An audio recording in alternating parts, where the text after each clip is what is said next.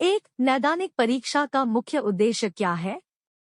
एक कक्षा में प्रदर्शन के दौरान सामान्यतः कमजोर क्षेत्र में चिन्हित करना। बी उपचारात्मक कार्यक्रम की खास प्रकृति की आवश्यकता। सी अकादमिक कठिनाइयों के कारणों का पता करना।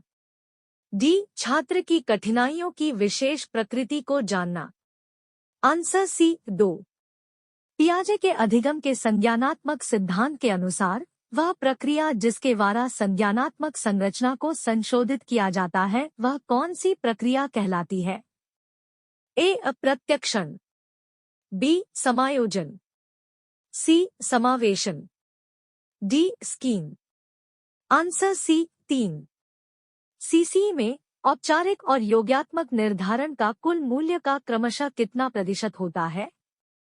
ए क्रमशः 40% और 60%, बी क्रमशः 60% और 40%, सी क्रमशः 50% और 50%, डी इनमें से कोई नहीं। Answer A 4।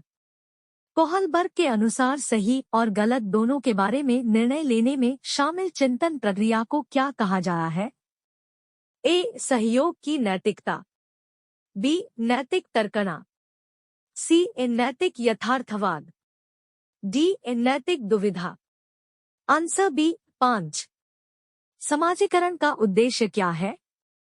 ए आकांक्षाओं की पूर्ति, बी आधारभूत नियमबद्धता का विकास, सी क्षमता एवं योग्यताओं का विकास, डी इनमें से कोई नहीं।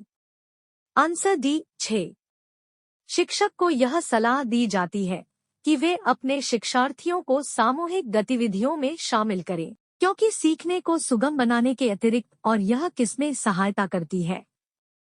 ए दुश्चिंता, बी समाजीकरण, सी मूल्य द्वंद्व, डी आक्रामकता।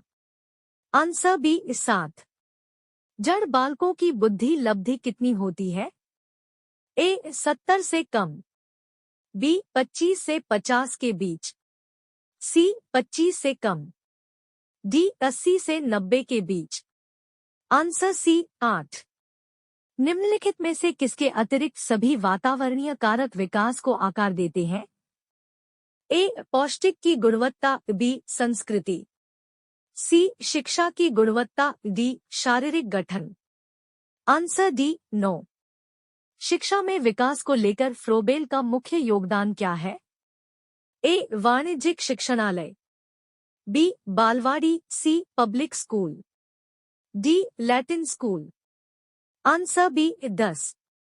बाल्यावस्था में बालक भौतिक वस्तुओं के निम्न में से किस आवश्यक तत्व में परिवर्तन समझने लगता है? ए द्रव्यमान, बी द्रव्यमान और संख्या, सी संख्या, डी द्रव्यमान, संख्या और क्षेत्र। Answer D 11।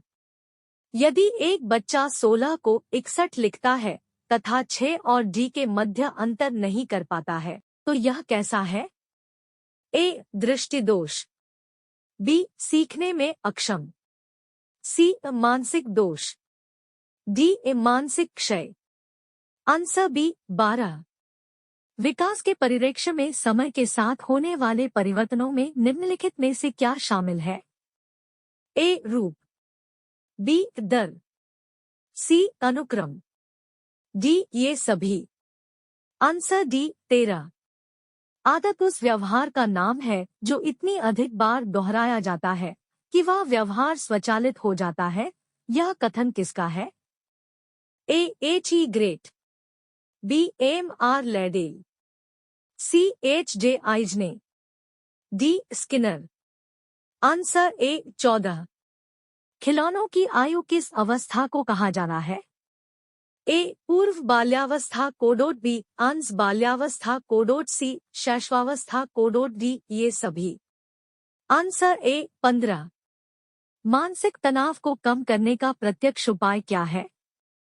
ए बाधाओं को नष्ट या दूर करना, बी अवधान प्राप्ति की युक्ति, सी अन्य मार्ग खोजना या कार्य विधि में परिवर्तन करना, डी उपरोक्त सभी।